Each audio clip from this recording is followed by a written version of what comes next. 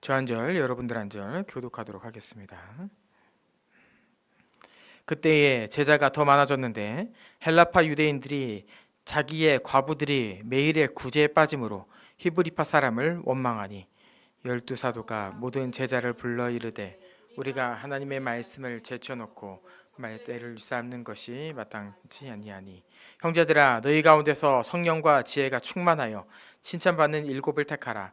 우리가 이 일을 그들에게 맡기고 우리는 오로지 기도하는 일과 말씀 사역에 힘쓰니라 하니 온 무리가 이 말을 기뻐하여 믿음과 성령이 충만한 사람 스데반과 또 빌립과 브루고로와 니가노르와 디몬과 바메나와 유대교에 입교했던 안디옥 사람 니골라를 택하여 사도들 앞에 세우니 그들에게 안수하니라. 같이 읽겠습니다. 하나님의 말씀이 점점 왕성하여 예루살렘에 있는 제자의 수가 더 심히 많아지고 허다한 제사장의 무리도 이 도에 복종하니라. 아멘. 오늘은 교회론 8번째 시간입니다. 저번 주에 이어서 직분에 대해 살펴보도록 하겠습니다. 오늘 본문에 보면은 초대교회에서 이제 구제 문제로 인하여서 이제 집사 7명을 뽑는 본문입니다. 어떻게 보면은 이제 구제의 문제일 수도 있지만 말씀의 문제, 말씀 사역의 문제이고 또 이것은 더 크게 교회의 문제였습니다. 이 교회의 문제 가운데서 이제 초대교회는 어떻게 이 일을 헤쳐나갔는지 그리고 어떻게 함으로 인하여서 사람들이 기뻐하게 되었는지 이러한 부분을 이제 본문에서 살펴볼 수 있고 이 본문을 바탕으로 해서 이제 우리가 집사에 대해서 우리는 어떻게 오해하고 있었는지 그렇다면 우리가 성경적인 사실에 근거하여서 집사를 어떻게 이해해야 되는지 그리고 집사로 인해 교회가 누리게 되는 하나님 나라 복은 무엇인지 함께 살펴보도록 하겠습니다. 첫 번째 오해. 집사는 교회를 다니면 누구나 받을 수 있다라고 하는 오해입니다. 집사는 교회를 출석하는 성인에게 주어지는 직분이 아닙니다. 직분이라 하면 곧 맡겨진 자에게 부당된 일이나 책임을 의미하죠. 그렇기 때문에 출석을 했다고 해서 주는 계근상의 개념이 아닙니다. 직분이란 그 말 자체로도 우리는 이것이 상 아니면 명예가 아니라는 것을 우리는 이해할 수 있죠. 그렇기 때문에 집사는 성도를 부르는 다른 호칭이 아닙니다. 신앙생활을 하시는 대부분의 분들은 집사 직분을 가지고 있습니다. 여러분들도 신앙생활을 해오시면서 아시겠지만 교회 안에서 성도님이라고 하는 사람은 거의 없습니다. 거의 우리는 모든 성인들을 집사님이라고 부르죠. 그렇기 때문에 우리는 오해할 수 있는 겁니다. 성인이 되면은 다 집사가 되는 건가? 라고 오해할 수 있는 거죠. 그런데 성도는 성도를 부르는 또 다른 호칭이 집사가 아니기 때문에 교회는 나이가 되었다고 해서 집사 직분을 무분별하게 함부로 주어서는 안 됩니다. 교회를 오래 다녔다고 주어서도 안 되고요. 열심히 교회 생활을 한다고 해서 주는 것도 여러분 절대로 아닙니다. 집사는 섬기는 자리이지 열심히 했다고 주는 상이 또한 아닙니다. 교회에 집사가 필요하다고 해서 쉽게 뽑으려고 해서도 안 되고요. 교회에 집사가 필요하기에 후보들 중에 가장 최선책을 뽑는 것도 아닙니다. 교회에 집사는 필요합니다. 그래서 집사를 항존직이라고 하죠. 교회에 항상 있어야 하는 직분. 그런데 그렇다고 해서 집사를 함부로 뽑아서도 안 되고 집사 후보가 없다고 해서 한 사람에게 계속 집사 직분을 부여하는 것 또한 고려해야 됩니다. 집사는 일을 하는 사람으로서 성령의 감동에 따라 교회를 섬길 수 있는 사람을 뽑아야 하며, 그리고 그 안에서 어떠한 사람이 투표를 부탁한다고 해서 동정표로 그 표를 주어서도 절대로 안 됩니다. 그만큼 집사는 책임이 주어지고, 그만큼 집사는 교회를 위해 섬기는 사람이기 때문에 신중해야 되는 거죠. 저는 이 설교를 준비하면서 이 부분과 함께 또한 이야기하고 싶었던 게 있었는데, 그게 뭐냐면은, 그렇다면은 우리 교회가 아닌 다른 교회에서 집사 직분을 받은 사람을 어떻게 생각해야 되는가라고 했을 때, 여러분, 우리가 다른 지역교회와 조금 다른 기준으로 집사 직분을 줄 수는 있지만, 그렇다고 해서 타 교회의 집사 직분을 무효하거나 무시하는 것은 안 됩니다. 모든 교회가 주님의 교회로서 어떠한 기준, 어떠한 선별 과정에서 집사를 줬는지는 우리가 다 알 수는 없지만, 집사 직분을 받은 거라면, 그 교회의 집사라면은 그 직분에 대해 인정해주고 그 사람을 존중해주는 게 바로 우리의 태도가 되어야 합니다. 그리고 그 집사 직분을 받은 자가 우리 교회에 오는 것은 또 다른 문제입니다. 이거는 그 부분에 대해서 우리가 이분을 어떻게 호칭해야 될지는 다른 설교로 이야기하도록 하겠습니다. 자, 두 번째 오해로 가도록 하겠습니다. 오늘 내용이 많기 때문에. 자, 두 번째 오해. 집사 투표는 인기 투표가 되어서는 안 됩니다. 인기 투표가 아닙니다. 집사 투표는 교회 안에서 활발한 사람을 뽑는 게 아닙니다. 그럼 우리가 집사 투표를 생각했을 때, 어떠한 사람을 선출했을 때 그래도 활달한 사람이 좋지, 외적인 사람이 좋지, 사람에게 쉽게 다가가는 사람이 좋지라고 생각할 수 있지만, 여러분, 그것은 집사의 자격은 아닙니다. 어떠한 은사적인 부분에서 유리한 부분이 있을 수 있지만, 여러분, 내성적인 사람도 그 부분에 있어서 유리할 수 있습니다. 꼭 활발한 사람이라고 해서 집사의 탁월한 영역은 아니라는 겁니다. 그리고 우리는 이러한 기준으로 집사를 뽑으면 안 된다는 거죠. 그리고 리더십이 있는 사람, 목사를 견제하고 성도의 마음을 대변해 줄 수 있는 사람, 똑똑한 사람. 여러분, 이거는요, 성경적인 기준이 아닌 모두 우리 안에서 나올 수 있는 사람의 생각입니다. 리더십이 있으면 좋겠죠. 그 다음에 성도의 마음을 잘 대변해 줄 수 있는 사람이었으면 좋겠고, 목사님을 옆에서 잘 도와줄 수 있는 사람이면 더 좋을 겁니다. 그리고 똑똑하기까지 한다면은 일이 더 잘 되겠죠. 여러분, 근데 그것은 우리가 집사를 결정하는 부분에 있어 중요한 사안들은 아닙니다. 그렇기 때문에 우리는 교회의 분위기를 위해 활동적인 사람, 대외적인 활동을 위해서 똑똑하고 사회적으로 지위 있는 사람, 목사의 말을 잘 들을 것 같은 사람, 이러한 개인적인 기준으로 뽑으면 안 되고, 집사를 잘 감당할 수 있는 사람, 이러한 것으로 우리는 뽑아야 되고, 집사를 잘 한다는 건 무엇인가, 이 직분을 잘 감당한다는 것은 무엇인가 라고 했을 때, 그것은 곧 성경적인 기준 아래서 뽑는 것, 이것이 바로 집사 직분을 잘 감당할 수 있는 사람이다 라고 우리는 기억해야 되는 거죠. 이 부분에 있어서 하나의 일화를 이야기하면은, 존 칼빈이 제네바에 있을 때 사람들에게 이야기했습니다. 우리가 좀 직분을 잘 뽑았으면 좋겠습니다. 이 부분은 이제 직분뿐만 아니라 몇 가지 칼빈이 가지고 이야기한 것이 있는데, 우리가 좀 성경적인 기준 아래서 성례를 잘했으면 좋겠습니다. 우리가 성경적인 기준 아래서 권징을 잘했으면 좋겠습니다. 그리고 그 안에 또 한 가지의 기준이 우리가 성경적인 기준 아래서 직분자를 잘 뽑았으면 좋겠습니다. 이렇게 건의한 적이 있었어요. 그때 사람들이 어땠을까요?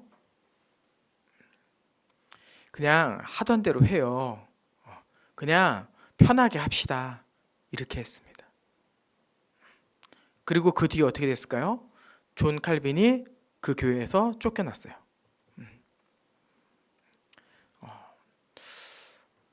그러고 나서 어떤 일이 벌어진지 아십니까? 타락한 로마 카톨릭을 보며 그 사람들이 다시 존 칼빈에게 찾아갔습니다. 제발 종교개혁을 해주십시오.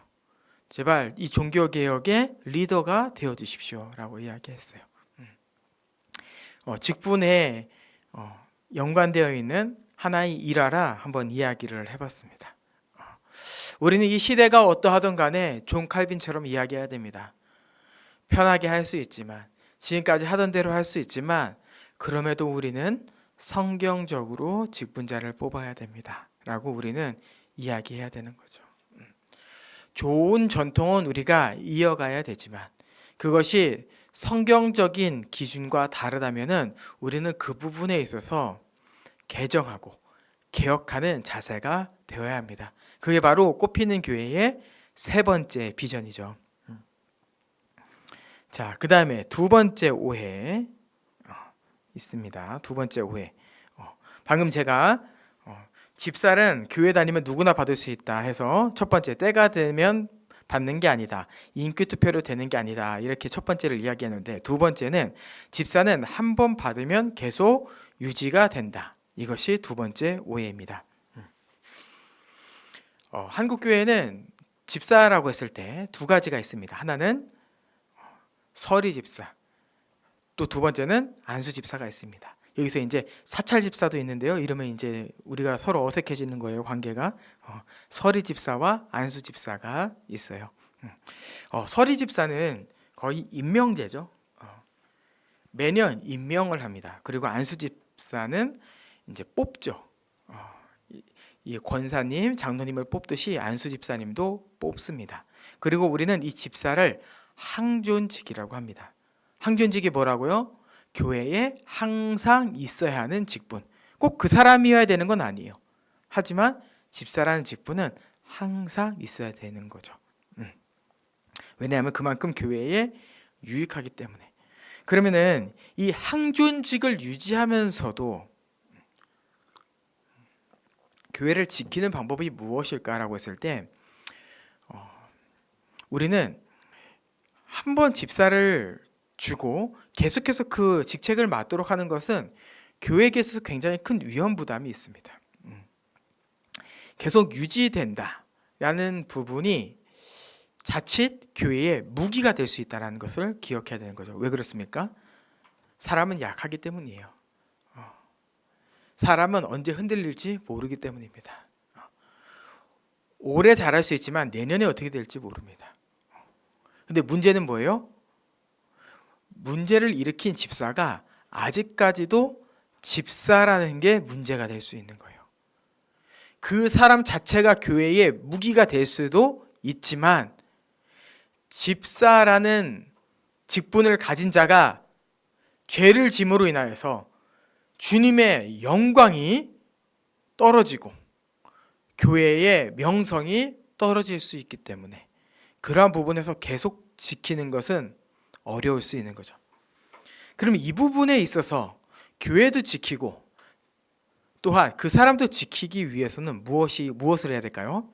바로 임기제입니다. 임기제. 임기제는 교회를 보호하기 위한 제도예요. 집사는 교회를 섬기는 사람으로서 교회의 복입니다. 그리고 그 사람이 집중적으로 일을 할 수 있으며 또한 임기를 두어 교회의 평가를 받도록 하는 것이 바로 임기제예요.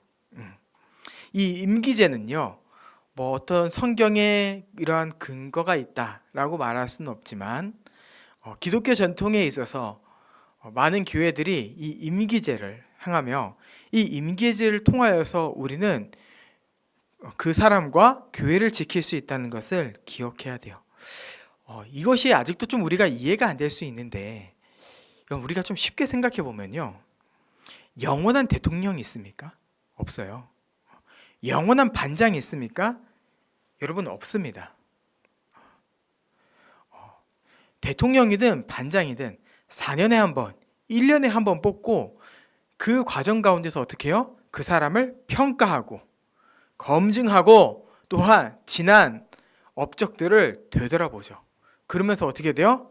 나라가 발전되고 학교가 발전되는 거예요. 여러분, 교회도 똑같습니다.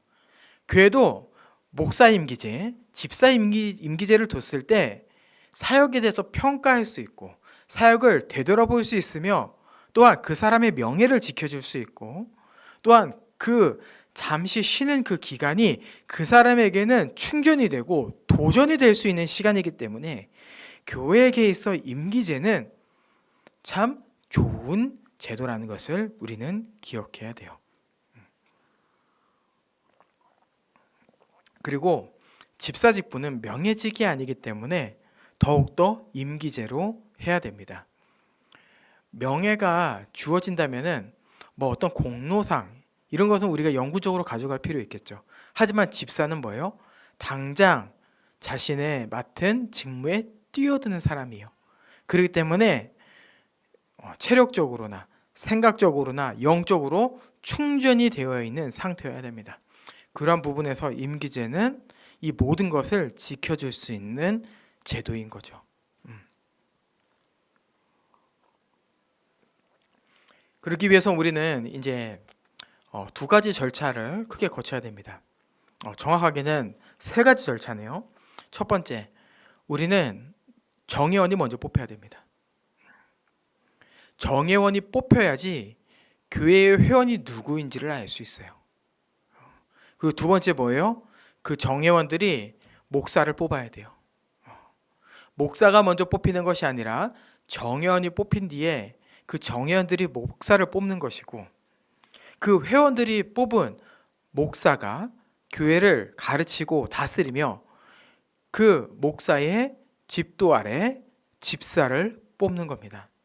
그리고 그 집사를 뽑을 때는 목사님 말을 잘 들을 것 같은 사람 아니면 목사님을 잘 경계할 것 같은 사람 이러한 기준으로 집사를 뽑는 게 아니라 어떻게 해요? 교회에서 잘 섬길 수 있는 사람을 뽑는 거예요. 그런 부분에서 교회에 예를 들어 30대, 40대, 50대가 있다? 그러면은 이번에는 50대인 분이 뽑혀야지. 그 사람의 명예가 있지. 여러분 이런 거 없어요. 40대인 분이 그래도 사회에서 좀 자리가 있어. 우리 교회에 좀 명성을 위해서 그 사람을 뽑아야지. 그런 거 다시 한번 이야기하지만 그런 거 절대로 없습니다. 교회에 열심히 섬길 수 있다면 30대가 뽑혀도 돼요. 누가 뽑혀도 상관없어요. 그리고 그 부분에 있어서 50대든 40대든 기분 나빠하면 안 돼요. 마음이 상할 수는 있지만 사람의 마음이 들어올 수 있지만 그거 사단의 시험입니다. 말씀 안에서 이겨야 돼요. 여기서 이제 집사와 상관없는 저와 사모는 전혀 표정 변화가 없어요.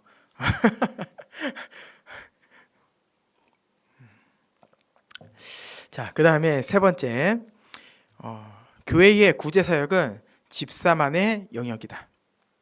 이거는 오해입니다. 오해. 구제사역은 집사의 주된 업무입니다. 제가 이제 좀 이따도 이야기하겠지만 집사에게 있어서 가장 중요한 역할은 무엇인가라고 했을 때 첫째도 구제고 둘째도 구제입니다. 집사는 구제예요. 구제를 위해 세워진 직분이에요. 그것을 오늘 본문을 통해서도 우리는 알 수 있는 거죠. 자, 그렇다면은 성도들은 그러면 이제 구제를 안 하면 되는가라고 했을 때 여러분, 집사는 성도들이 해야 될 구제를 대신해 주는 사람이 아닙니다. 그럼 어떻게 해요? 대신해 주는 사람이 아닌 모든 성도들을 대표해서 총괄하는 사람이다라고 이해해야 돼요. 대신이 아니라 총괄이다. 모든 성도는요, 한 몸에 속한 지체입니다. 그렇다면은 집사는 어떠한 이 구제 영역에 있어서 은사를 갖고 특출나게 섬기는 부분이 있을 수 있지만 한 몸에 속한 모든 지체는 이 구제 사역에 반드시 뛰어들어야 돼요. 그리고 그 부분에 있어서 이것을 어떻게 해야 될지 조율하는 자가 바로 집사인 겁니다. 그렇기 때문에 모든 사람이 집사일 필요는 없는 거예요. 모든 사람이 총괄할 필요는 없는 거예요. 우리가 자꾸 이것을 이제 성인이 되면 다 받는 거야. 집사는 그냥 다 봉사하면 받을 수 있는 거야. 이렇게 생각하니까 우리가 지금 오해하는 거지. 여러분 이렇게 생각한다면은 구제 영역에 있어서 소수가 집사의 역할을 감당하면 됩니다. 그리고 그 사람이 맡겨진 임기 안에서 충성을 다하면 되는 거예요. 그리고 중요한 게 있어요. 구제는요, 개인의 사역이 아닙니다. 집사 직분을 받았다고 해서 교회의 재정을 좌지우지할 수 있는 것도 아니고 교회의 재정에 있어서 독단적으로 결정할 권한이 없습니다. 구제는요, 집사가 총괄하지만 교회 전체 사역입니다. 그렇기 때문에 집사는 어떻게 해야 돼요? 교회의 비전을 이해하고 있어야 돼요. 교회의 방향성을 따르는 사람이어야 합니다. 그리고 개인의 생각보다는 개인이 아무리 맞다고 생각해도 개인이 아무리 이 부분에 있어서 은사가 많다 하더라도 교회의 결정을 중요하게 생각하고 교회의 결정에 대해 존중해 주어야 합니다. 이게 중요해요. 제가 지금 오해를 얘기하면서 어떻게 이 교회와 집사와의 관계를 할 것인가 이것도 같이 좀 이야기하고 있는 거예요. 그래서 이 집사의 자리는 권위가 아니라 책임입니다. 책임. 네. 집사는 사역 가운데 자신이 맡겨진 역할을 잘 감당하는 겁니다. 그리고 그것이 있어요. 교회의 결정에 있어서도 존중해야 되는 것과 함께 다른 부서에 대해서 간섭하는 것도 조심해야 됩니다. 교회 안에서의 사역은요, 무엇이 옳고 무엇이 틀리고는 없습니다. 무엇이 좀 더 좋고 무엇이 좀 더 불편하고는 있을 수 있죠. 하지만 교회에게 있어서 틀린 것은 없어요. 그럼 교회에게 있어서 더 중요한 건 뭡니까? 덕을 세우는 겁니다. 덕을 세우는 것. 다른 사람을 존중하는 태도인 거예요. 그래서 집사는 교회의 결정에 존중할 뿐만 아니라 타 부서의 사역에 있어서도 함부로 간섭하고 개입하고 그 부분에 있어서 어떠한 조언을 남발하고 하는 것 또한 조심해야 돼요. 왜요? 그 다른 부서의 리더십에 대한 존중의 태도가 없는 자세이기 때문입니다.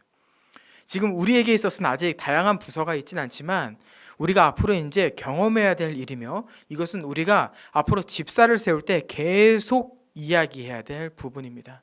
목사도 마찬가지예요. 목사도 어떠한 부분에서 다스리고 결정하는 부분이 있지만 목사 독단적으로 지배하는 것은 없습니다. 성도들의 생각을 존중하고 그 안에서 방향을 결정하고 그 모든 것은 어떻게 해요? 공동의회 안에서, 정회원 안에서, 직분제 안에서, 당회 안에서 결정하는 거예요.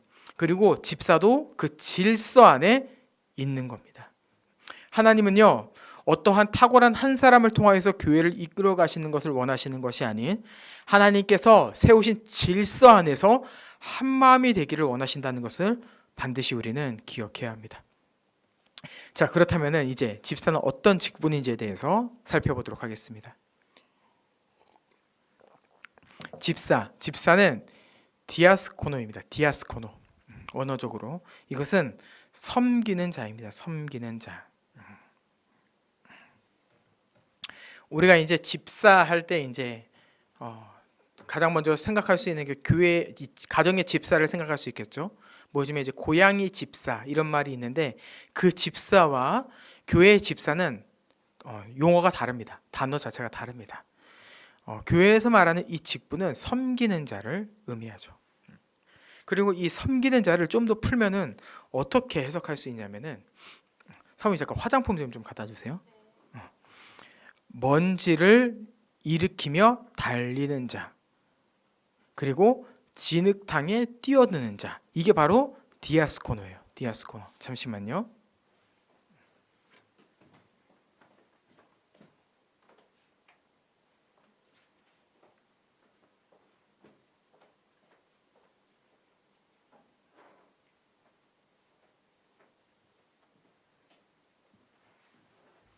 네.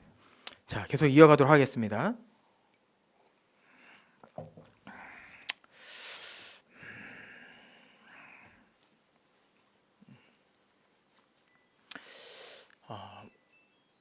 재밌는 표현이죠. 재밌는 이미지예요. 먼지를 일으키며 달리는 자, 진흙탕에 뛰어드는 자. 집사의 이러한 이미지는 교회를 위해 물불을 가리지 않고 희생하는 모습을 떠올리게 합니다. 우리는 집사는 어떠한 명예직으로 생각해서 집사라고 이야기를 안 하면 기분 나빠하잖아요. 그래서 왜 난 집사인데 집사라고 안 부르지? 뭐 이렇게 생각할 수 있는데, 여러분, 호칭에서 오는 그러한 영광을 생각할 게 아니라 그 전에 나는 뛰어드는 자이구나, 나는 희생하는 자이구나 라는 것을 떠올려야 되는 게 바로 집사입니다. 이러한 이미지는 우리가 일반 은총 가운데서도 두 부류의 사람들을 생각할 수 있는데, 제 주변에는 제 가까운 지인에는 이 두 부류가 다 있어요. 첫 번째는 소방관. 여러분, 소방관 하면 어떠한 이미지가 떠오릅니까? 자기를 희생해서 사람을 살리는 사람. 또 한 이미지, 경찰관. 경찰관 또 어떤 사람들이에요? 자신이 위협적인 상황에도 시민을 구하기에 뛰어드는 사람. 이러한 이미지가 떠오르는데, 여러분, 이러한 소방관, 경찰관의 이미지가 교회 안에서는 바로 집사인 겁니다. 집사. 어느 교회는 처음 집사를 뽑을 때 집사의 역할이 너무 중요하다 보니까 집사에게 또 다른 별명을 지어줬는데, 빨간 약입니다. 빨간 약. 왜 빨간 약이라는 별명을 붙였냐면은, 그러면 군대에 가면은 어디를 다치던 무조건 빨간 약을 발라줍니다.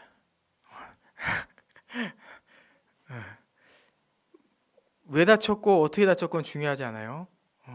근데 좀 더 이제 이렇게 극단적인 표현으로, 화상을 당해도 빨간 약. 그 뭐를 물집이 생겨도 빨간 약.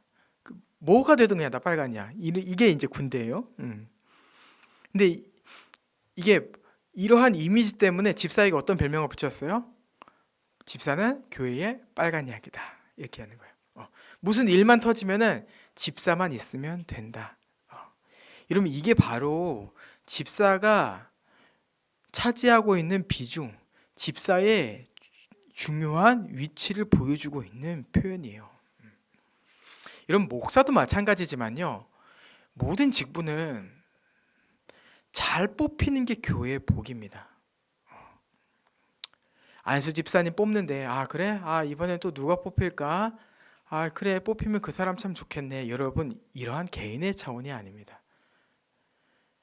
집사 선출은요, 교회의 아주 중요한 행사이고요, 이것은 개인을 넘어서 교회에게 큰 영광이라는 것을 기억해야 됩니다. 물론 우리는 집사가 없더라도 모든 사람이 집사처럼 섬길 거고, 모든 사람이 교회 일에 뛰어들 겁니다.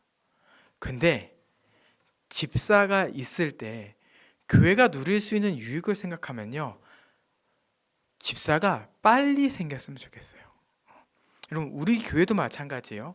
우리 교회도 규모로 따지면요, 집사가 아직 있어야 되는 규모는 아닙니다. 어떻게 보면 업무량으로 보면요, 제가 재정 관리를 하고 있어도 되긴 해요. 업무량이 엄청 많지는 않거든요. 근데 그런 거 있잖아요. 우리 교회에 집사가 뽑히면 얼마나 행복할까? 이런 거죠, 이런 거. 여러분들이 각 어떠한 정치적 성향을 가지고 있는지 모르지만, 대통령 선거 때를 생각해 보면은 여러분들이 지지하고 있는 후보자가 있을 것 아닙니까? 그때 여러분은 무엇을 소망합니까? 내가 지지하고 있는 후보자가 대통령이 되면 우리나라가 얼마나 더 잘 살게 될까? 그런 기대감이 있지 않습니까? 여러분, 집사가 그렇다는 거예요. 집사를 뽑아야 되는데 누가 뽑힐지 몰라요. 아마 우리가 생각하는 사람이 안 뽑힐 수도 있어요. 근데 우리 안에는 어떤 생각이 있어야 돼요? 우리 교회 집사만 뽑히면은 우리 교회가 진짜 더 행복해지겠다. 여러분, 이게 바로 집사인 거예요. 왜? 뛰어드는 자이기 때문에. 뛰어드는 자.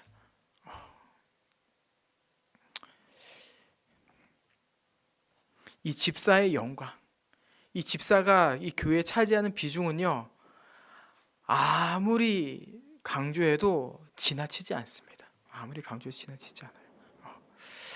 우리 교회의 1호 집사가 누가 될지는 모르겠습니다. 이거는 목사가 생각했다고 해서 목사가 생각하는 사람이 뽑히는 게 아니에요. 근데요, 그날이 기다려집니다. 그날이 얼마나 영광스러울지 기대가 됩니다. 그날을 통하여서 우리 교회가 지금도 행복한데 얼마나 더 행복해질지 소망이 됩니다. 이러한 것을 함께 소망하면서 이제 집사의 자격에 대해서 살펴보도록 하겠습니다. 집사의 자격은 디모데전서 3장에 보면은 더 잘 나와 있습니다.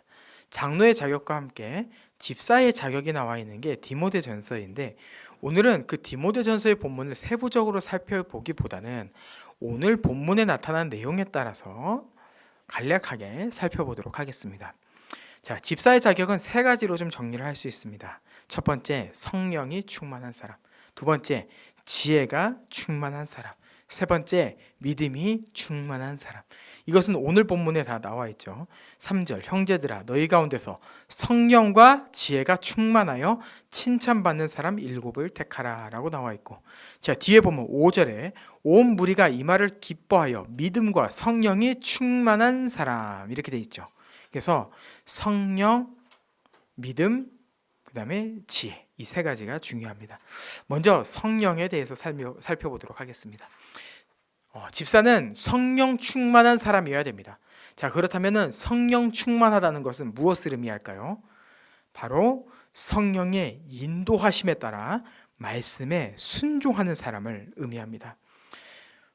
성령님의 인도하심을 받는다는 것은 우리에게 있어서 한 이미지이며 추상적인 개념으로 느껴질 수 있지만, 성령님의 뜻, 성령님의 인도하심은 곧 예수 그리스도의 말씀을 의미합니다. 그래서 성령 곧 말씀의 영이라고 하죠. 우리는 이 사람이 말씀에 순종하는가, 순종하지 않는가로 이 사람이 성령이 충만한가, 아니면 성령의 인도하심을 받지 못하고 있는가를 분별할 수 있습니다. 교회를 다니면 성령이 충만하다, 예배를 잘 참석하면 성령이 충만하다, 어떠한 부분에서 맞지만 우리는 말씀에 대한 순종, 이것이 성령의 충만함, 성령의 인도하심의 객관적인 기준임을 기억해야 되는 거죠. 왜 집사는 성령이 충만해야 되는 사람이어야 될까요? 그것은 바로 집사는 교회 안에서 성도를 돌보는 사람이기 때문입니다. 교회 안에서 성도를 돌보기 위해서는 사람의 마음으로 할 수 있는 게 아닙니다. 주님의 마음으로 해야 되며 주님이 주신 지혜로 해야 되고 주의 말씀 안에서 해야 됩니다. 그럼 어떻게 해야 돼요? 성령이 충만한 사람이어야 되는 거예요.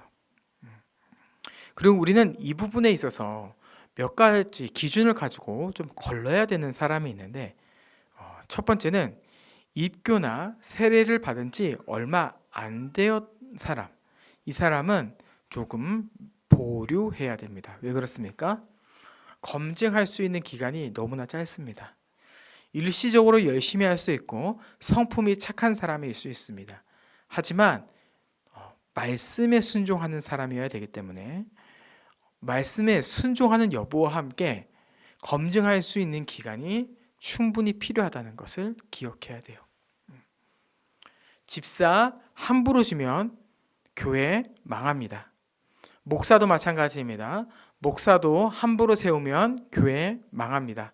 그것처럼 집사 함부로 섣불리 서둘러 세우면 교회 힘듭니다. 자, 두 번째, 군대 전역한 지 얼마 안 되어 열정이 넘치는 사람 보류해야 됩니다. 군대 갔다 와서 열정이 넘칠 수 있습니다. 힘이 넘칠 수 있습니다.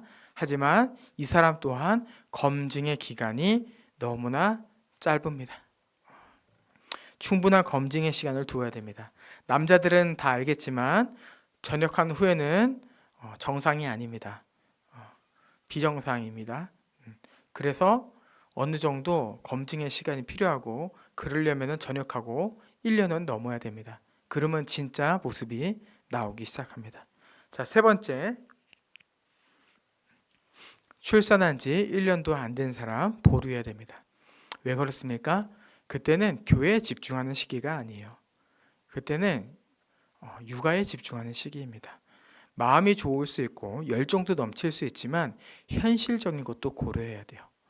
그러한 부분에서 지금까지 잘 해왔던 사람일 수는 있지만 집사는 명예직도 아니고 열심히 하려고 하는 사람에게 주는 것이 아니라 당장 뛰어들 수 있는 사람에게 주어야 되기 때문에 임산부나 출산한 지 1년도 안 된 사람은 보류해야 됩니다. 현실적으로는 한 3년은 보류해야 될 수도 있는 것 같아요. 자, 두 번째 자격, 지혜가 있어야 됩니다. 이 지혜가 있어야 된다라고 하는 것은 앞의 자격과 연관되어 있는데 성령의 인도함을 받은 사람은 지혜가 있는 사람입니다. 지혜가 무엇입니까? 바로 분별하고 결정할 수 있는 결단력입니다. 그것을 우리는 어디서 얻을 수 있는 겁니까? 성령을 통해서 얻는 겁니다. 그래서 성령 충만과 지혜 충만은 같이 갑니다. 집사는 권위는 아니지만 책임이 있고 앞장서는 리더십이기 때문에 누구보다 지혜가 있어야 되며 누구보다 분별력이 있어야 되고 누구보다 결정에 있어 잘 결정해야 되고 섬길 수 있는 사람이어야 됩니다. 너무 착하고 잘 섬기지만 지혜가 없다면 교회의 문제를 해결할 수 없습니다.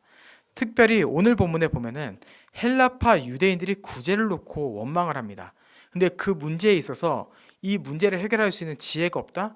그러면은 집사를 뽑은 의미가 없어요. 지금 초대교회 집사들은 무엇을 해야 돼요? 헬라파의 원망을 줄여야 되고 히브리파 유대인들의 이 과정을 설득하는 과정이 있어야 됩니다. 그리고 그 과정 가운데서 필요한 것이 뭐예요? 지혜인 거예요. 지혜. 감정적으로 표현하고 결정하는 사람이 아닌 이성적으로 판단하여 결정하고 사람을 세워줄 수 있는 사람이 집사가 되어야 합니다. 마지막으로 믿음이 있어야 됩니다. 믿음. 교회에서 오랫동안 열심히 해왔고 섬기기도 잘하는 사람. 그런데 믿음이 없다? 여러분, 그 사람은 안 됩니다. 섬김을 잘 해왔고 오랫동안 함께 해왔지만 믿음은요, 당연한 자격이에요. 당연한 자격. 왜 그렇습니까? 이 교회는요, 사람이 다스리는 공동체가 아닙니다. 사람이 다스리는 공동체라면은 사람이 조금 연약하고 사람의 부족함으로 이끌어가도 용납이 되는 영역이 있습니다. 근데 교회는 예수 그리스도께서 머리가 되신 곳이에요. 그러니까 집사는 무엇을, 어떠한 생각, 어떠한 믿음을 가지고 있어야 돼요? 이 교회는 목사, 집사, 이 직분자가 다스리는 곳이 아닌 주님이 다스리시는 거야 라는 믿음이 있어야 되는 거예요. 주님이 다스리시는 거예요. 그래야지 이 재정의 영역을 잘 계획하고 쓸 수 있는 거예요. 주님이 이 교회를 붙잡고 계시다, 주님이 교회를 잘 다스리고 계신다는 믿음이 없으면요, 걱정과 염려 가운데 사람의 마음을 흔들려고 하고요, 재정을 쓰는 부분에 있어서 사람의 마음으로 불안해하고 이 재정을 옳은 곳에 쓰기보다는 이 상황에 맞게 쓰려고 하는 마음이 있을 수 있습니다. 근데 집사는 어떻게 돼요? 믿음의 은사가 있어야 돼요. 주님, 우리 교회가 지금 이 사역 감당해야 됩니다. 주님께서 이 사역 책임져 주실 줄 믿습니다. 주님께서 우리의 주와 그리스도이시며 이 교회의 머리이심을 믿습니다. 우리에게 재정을 주십시오. 그리고 이 재정을 사용하겠습니다. 이러한 사람이 집사가 되어야 합니다. 그리고 그 안에서 교회는 어떻게 해요? 구제의 역할을 하는 겁니다. 집사의 역할입니다. 집사의 역할, 구제입니다. 자, 여기서 이제 구제라고 했을 때 좀 더 크게 재정관리라고 했을 때 집사는 재정관리만 하는 사람은 아닙니다. 우리가 재정관리하면은 헌금을 계수하기 위해 세워진 사람 이렇게 생각할 수 있지만 이 집사의 재정관리는 단순한 헌금 계수가 아닌 교회의 모든 재정과 다 연결되어 있는 사역을 합니다. 그리고 그 중에 이 모든 것은 다 구제와 연결되어 있는 거예요. 그리고 우리는 구제라고 했을 때 한 지체의 생계 유지적인 측면만을 볼 수 있지만 집사의 모든 구제는 물질적일 뿐만 아니라 정서적인 부분, 그리고 정서적인 부분뿐만 아니라 영적인 부분, 그리고 영적인 부분뿐만 아니라 육체적인 부분까지 이 모든 것의 구제 역할을 하는 것이 바로 집사인 겁니다. 집사는요, 각 성도를 구제함으로 어떻게 하는 거냐면은 모든 성도들이 사역에 동참할 수 있도록 만드는 것, 이것이 바로 집사가 해야 되는 일인 거예요. 그러니까 어떠한 성도가 어렵대요. 아, 그래? 그러면 그 성도는 이번 달에 장학금으로 50만 원? 저 학생 너무 어렵대요. 아, 그래? 그러면은 이번에 대학 학비 100만 원 지원? 여러분, 그냥 재정을 지원해 주는 게 아니라 이 재정을 지원해 줌으로 인해서 뭐를 하려고 하는 거예요? 교회의 예배, 양육, 선교, 봉사, 교제, 이 교회의 모든 사역에 성도들을 참여하게 하고 또한 이 참여를 위해 헌금을 독려할 때도 있고 권할 때도 있고 또한 계획하고 그것을 적절하게 사용함을 통하여서 모든 성도들이 한 몸을 위해 살아가고 또한 가난한 자들이 가난이 해결됨으로 인하여서 이 사역에 더욱더 뛰어들도록 하는 것, 여러분, 이게 바로 구제인 겁니다. 멀리서 보면은 집사의 역할이 하나의 한 일부, 헌금 개수만 보일 수 있지만 이 집사의 업무가 교회의 전체의 풍요를 다루고 있다는 것을 기억해야 돼요. 어떻게 해요? 물질적, 육체적, 정서적, 영적 이 모든 부분에 있어서 풍요함을 다루는 게 바로 집사다라는 것을 우리는 기억해야 되는 거죠. 그리고 그 부분에 있어서 뭘 할 수 있는 거예요? 헌금을 모을 수도 있는 거고 계획할 수도 있고, 그리고 이것을 위해서 또 하는 게 바로 신방인 겁니다. 신방. 우리가 이제 집사가 신방을 한다라고 하면 조금 낯설 수 있지만 집사의 신방의 목적은 이 목사의 신방의 목적과는 조금 다릅니다. 목사의 이 신방의 목적은 그 사람의 이 영적인 상태, 가르침을 얼마나 잘 따라오고 있는지 이러한 부분을 체크하는 부분이라면은 집사의 신방은 살림, 가정의 분위기, 환경, 자녀의 양육 과정 이 모든 것을 보는 것이 바로 집사의 신방이에요. 이것을 우리가 신방이라고만 안 하지 여러분 실제로 제가 어렸을 때 생각해 보면요, 저희 교회 권사님들 집사님들은 참 저희 집에 많이 오셨었습니다. 그리고 저희 어머니의 상황을 물어봐 주시고 기도해 주시고, 여러분 그게 바로 집사가 하는 일이에요. 우리가 굉장히 낯설게 생각하지만 우리에게 있어서 굉장히 가까운 영역에 있었던 게 바로 집사의 신방입니다. 이것을 통해서 어떻게 하는 거예요? 교회 생활은 잘하고 있어? 어떻게? 헌금 생활은 잘하고 있어? 아, 헌금을 못 내고 있구나. 그럼 헌금을 왜 못 내고 있어? 혹시 요즘에 상황이 어려워? 남편 직장은 괜찮고? 이러한 모든 부분에서 봐주는 거예요. 여러분 그것을 어떠한 간섭이라고 생각하면 안 돼요. 집사가 그 사람의 살림살이를 봐주는 것은요, 그냥 헌금을 빨리 모금해서 교회를 부유하게 만들기 위함이 아닌 이 사람이 한 몸으로 살아갈 수 있도록 돕는 영역이라고 우리는 생각해야 됩니다. 이 부분에 있어서 우리는 여전히 이러한 말을 들었을 때 아직도 많은 오해의 영역이 있을 수 있지만, 여러분, 이것을 우리는 오해할 것이 아니라 왜 우리가 이렇게 해야 되는가? 결국에 이 모든 것은 교회의 한 몸 많은 지체로 나눠서 시작되는구나라는 것을 기억하고, 이 질서 안에서 교회를 위해 헌금을 드리는 것, 또한 우리는 한 몸에 속한 지체로서 어느 때는 우리가 그 도움을 받는 것, 이것이 한 몸의 삶임을 우리는 먼저 이해하고 믿어야 돼요. 그래서 이러한 태도 나쁩니다. 저 교회에 도움 안 받아도 되니까 헌금도 안 할게요. 저 도와주지 마세요. 그렇다고 저 헌금 내라고도 하지 마세요. 그러면 이거는요, 개인주의예요. 개인주의. 개인주의 불신앙입니다. 개인주의 불신앙. 이것은 한 몸으로서의 삶도 아니고, 그리고 교회 질서에 순종하는 것도 아니며 교회에 대한 이해가 없는 겁니다. 자, 마지막 집사를 통해 교회가 누리는 은혜를 살펴보도록 하겠습니다. 집사를 통해 교회가 누리는 유익은 두 가지로 이야기할 수 있습니다. 첫 번째는 말씀 사역에 집중하는 목사와 장로, 두 번째는 구제 사역으로 인해 풍성함을 누리는 교회입니다. 첫째는 목사는 말씀과 기도 사역에 집중할 수 있습니다. 이것은 목사 개인의 유익을 넘어서 교회 전체의 유익이기도 합니다.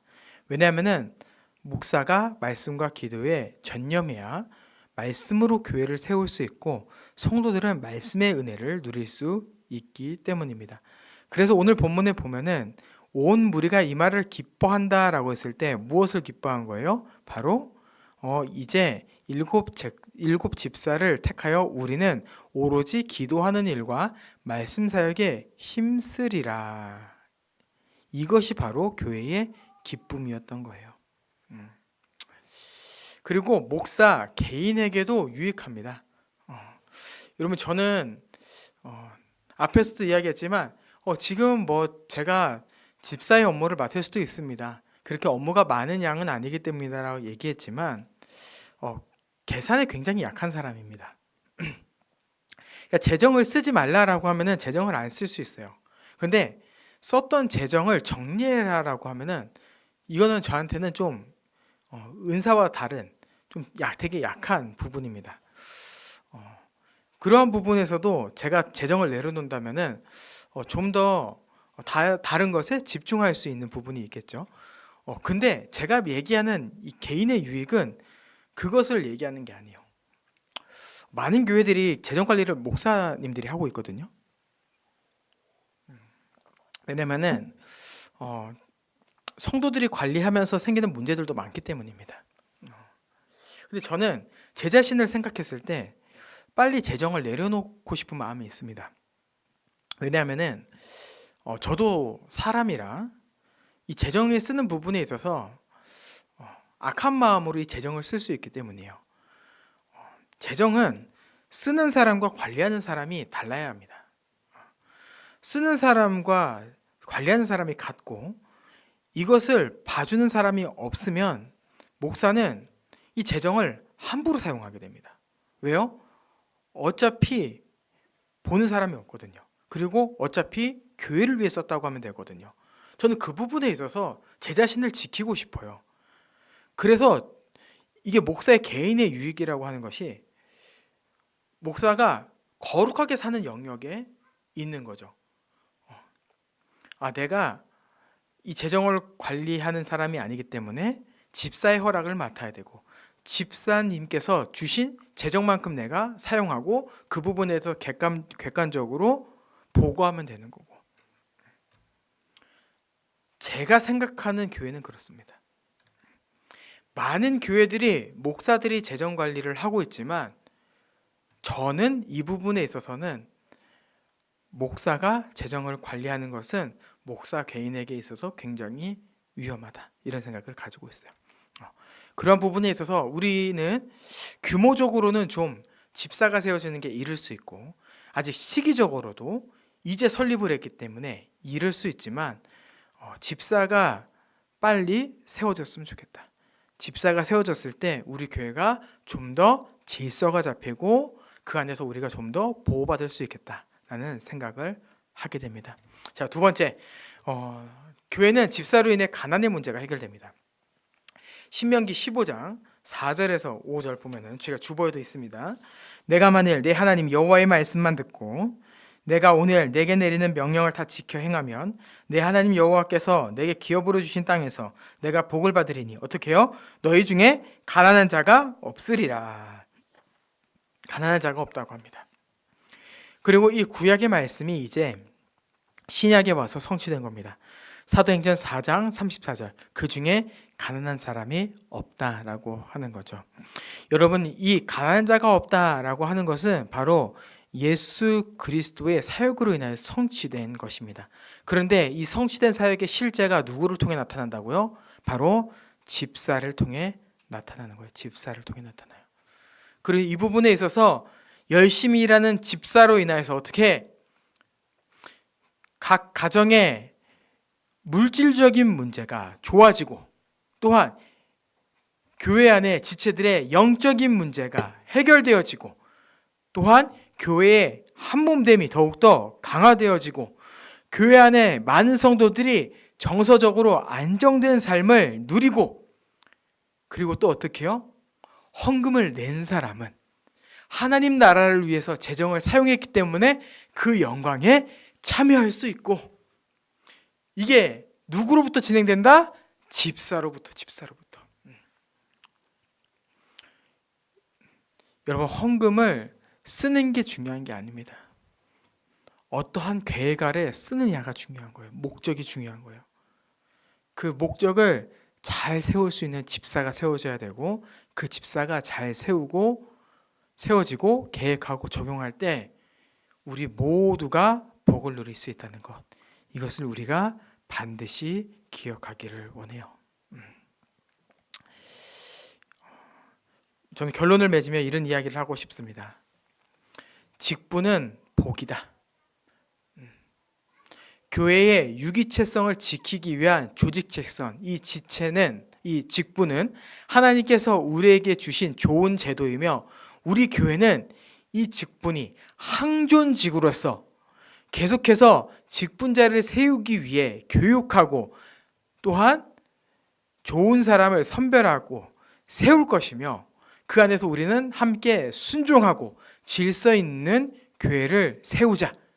이것이 바로 우리 조직책성, 목사, 장로, 집사, 이 설교를 하며 내린 결론입니다.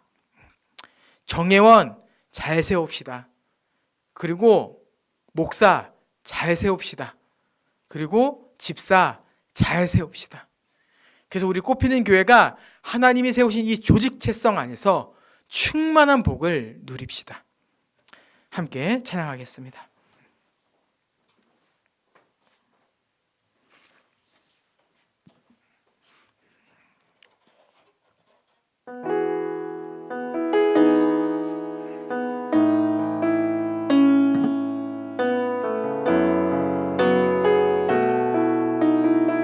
우리는 하나님의 자녀,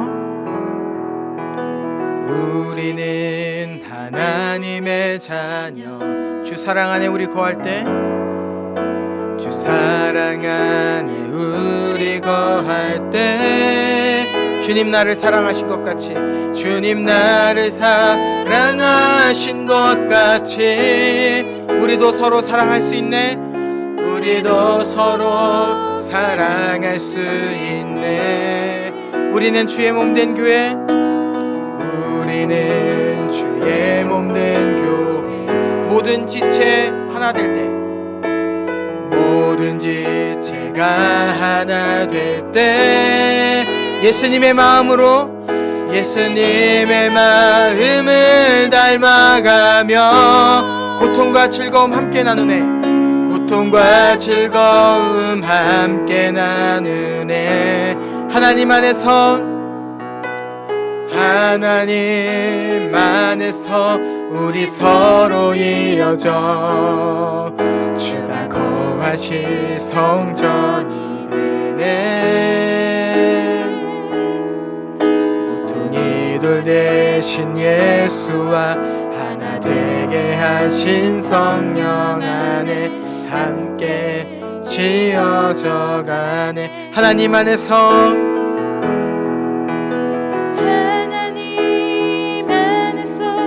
우리 서로 이어져 주가 거하실 성전이 되네. 모퉁이 돌 대신 예수와 모퉁이 돌 대신 예수와 하나 되게 하신 성령 안에 함께 지어져 가네. 아멘. 우리 시간 함께 기도하며 나아갑시다.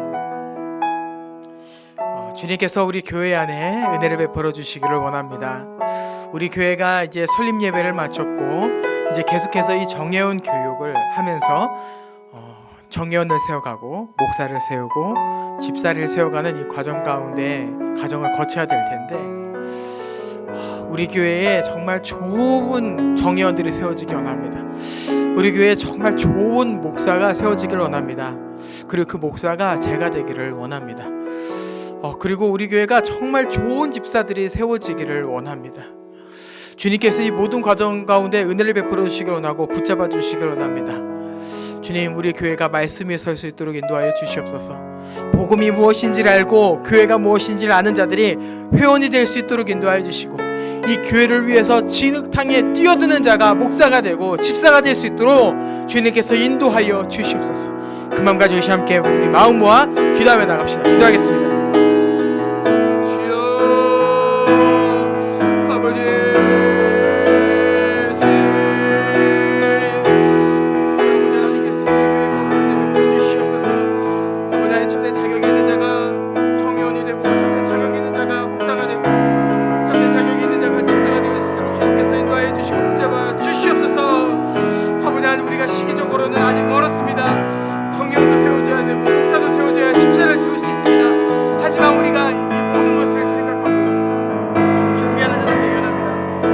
집사가 아니더라도 모든 사람이 집사처럼 섬기는 자가 되기 원합니다. 주여 아버지 하나님, 우리가 후자기를 힘쓰며 서로의 상황을 살펴주고 영적으로, 물질적으로, 육체적으로, 정서적으로 도울 수 있는 자가 일어나기 원합니다. 주여 아버지 하나님께서 인도하여 주시고 붙잡아 주시옵소서. 아버지 하나님, 마음 가운데 아버지 우리에게 주님께서 뜨거운 마음을 허락하여 주시고 교회를 사랑하는 마음과 그 안에서 아버지 하나님 우리가 교회를 위해 섬기고자 하는 우리 마음이 있어 이 사역을 잘 감당할 수 있도록 인도하여 주시옵소서. 지금까지 해왔던 대로 사람들이 하는 대로 하는 자들이 아닌 아버지 성경이 무엇을 말하고 있는가, 성경적인 원리 안에 사용할 수 있는 자가 될 수 있도록 인도하여 주시고 성경적 교회를 꿈꾸는 우리로서 아버지 성경적 원리에 따라 이 모든 과정을 밟아가는 우리가 될 수 있도록 주님께서 인도하여 주시옵소서.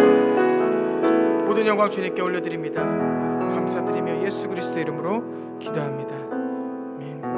주님 감사합니다. 우리를 이 자리에 불러 모아주시고 오늘 특별히 조직 책성 안에서 집사 직분에 대해서 나누게 하심 주님 감사합니다. 주님, 직분자가 있는 것이 복입니다. 직분자가 교회 안에 있어야 교회가 더 큰 복을 누립니다. 그 과정을 위해서 우리는 정예원을 세워야 되고 목사와 집사를 세워야 됩니다. 주여 아버지 하나님께서 우리 교회가 거기까지 갈 수 있도록 은혜 허락하여 주시고 아무나 세우고 오래 다녔다고 세우고 어떠한 눈치를 보고 사람의 마음에 따라 세우는 자들이 아닌 성경적인 기준 아래 세울 수 있도록 인도하여 주시고 우리에게 성령의 감동하심을 허락하여 주시고 그 안에서 후보자들은 뽑히던 뽑히지 않던 이 자리에 자기가 후보로 섰다는 것에 대해서 영광스럽게 생각하고 뽑히지 않다 하더라도 시험에 드는 자가 아닌 이 부분에 있어서 다음을 생각하고 또한 우리 자신에 대해서 생각해보면 내 자신에 대해서 되돌아보는 그러한 것을 생각할 수 있는 참된 교회, 건강한 교회가 될 수 있도록 주여 아버지 하나님께서 인도하여 주시옵소서. 우리가 마음을 모아 예물을 드렸습니다. 이 예물 주님 받아주시고 이 예물을 통하여서 주의 나라를 누릴 수 있는 우리 교회가 되어질 수 있도록 주여 아버지 하나님께서 인도하여 주시고 성도들이 드리는 헌금과 그리고 후원자들이 보낸 이 후원금을 통하여서 목회자 가정의 생계가 해결될 수 있는 그러한 은혜도 허락하여 주시옵소서. 모든 영광 주님께 올려드리며 감사드리며 예수 그리스도의 이름으로 기도합니다. 아멘. 함께 인사하도록 하겠습니다. 참된 집사를 세웁시다.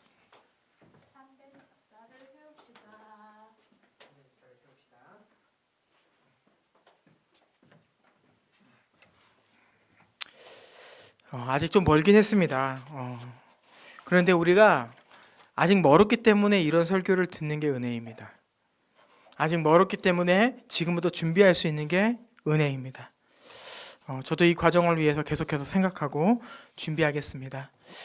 우리가 먼저 정의원을 잘 세우기 원하는데 지금 하고 있는 우리 교육 잘 마치길 원하고, 그리고 이 뒤에 또 정의원이 되기 전에 거치는 과정들이 또 있습니다. 그 과정을 잘 수료하여서 우리의 믿음이 쌓이고 우리가 정말 이 교회의 회원으로서 잘 서 있는 자들이 되기를 원합니다. 교회 소식이 좀 많이 바뀌었습니다. 오늘 새벽에 윤진경 자매가 순산을 함으로 인하여서 교회 일정이 좀 변화가 있는데요. 먼저 출산을 앞둔 윤진경 자매가 아닌 출산을 한 윤진경 자매의 출산을 진심으로 축하하고, 제가 이 출산 소식을 듣고 우리 봄이 소리 세상에 나왔을 때만큼이나 너무나도 행복했던 것 같습니다. 우리 교회가 이 햇살이로 인하여서 이제 햇살에 비추고, 우리 교회가 이제 부모는 아니지만 함께 이 육아에 동참하고 이 가정을 지원하고 돕는 그런 복된 교회가 되어지기를 원합니다. 주의 식사는 오늘은 좀 자유롭게 하도록 하겠습니다. 양육 과정은 취소되었습니다. 내일부터 새벽 예배가 시작됩니다. 다시 시작할 텐데요. 이제 다음 본문이 나가야 됩니다. 이제 스가랴 마지막 본문 남았고요. 스가랴 끝 본문 마치고 이제 다음 본문으로 넘어가서 계속해서 말씀과 기도로 하루를 시작하는 우리 모두가 되기를 원합니다. 일정에 있어서 김원주 형제 생일, 그 다음에 부활절 말씀 사경의 일정은 같고요. 일정 추가된 것 중에 하나가 4월 6일에 강서노회 정기회가 있습니다. 이 노회에서 이제 제가 공식으로 이제 회원이 되고, 제가 이제 노회에 가입이 되면은 또한 교회에 많은 이렇게 혜택들이 주어지게 됩니다. 회원으로서 책임도 있지만 교회가 누릴 수 있는 혜택도 있기 때문에 이 노회에 잘 참여할 수 있도록, 진행될 수 있도록 기도 부탁드리고, 제가 노회에 참여한다는 말을 지금 작년 초부터 했는데 드디어 이제 1년 만에 지금 이게 되었어요. 너무나 감사드리고 이번 노회에는 큰 어려움이 없을 것 같습니다. 잘 가입이 되어 이 노회 회원으로서 잘 책임을 감당하고, 또한 우리 교회가 이 노회에 가입되는 과정까지 잘 진행되기를 원합니다. 제가 강복선언하도록 하겠습니다. 우리의 참된 집사이시고 이 교회의 머리 되시는 예수 그리스도의 은혜와, 또한 우리 교회를 너무 사랑하셔서 직분을 허락하여 주시고 이것을 준비하게 하신 하나님의 사랑과, 오늘도 우리 한 사람 한 사람 성령의 충만함을 주셔서 집사 직분이 아님에도 불구하고 집사와 같이 살게 하시는 성령의 교통하심이 우리 모든 교회 성도들 가운데 함께 있을지어다. 아멘.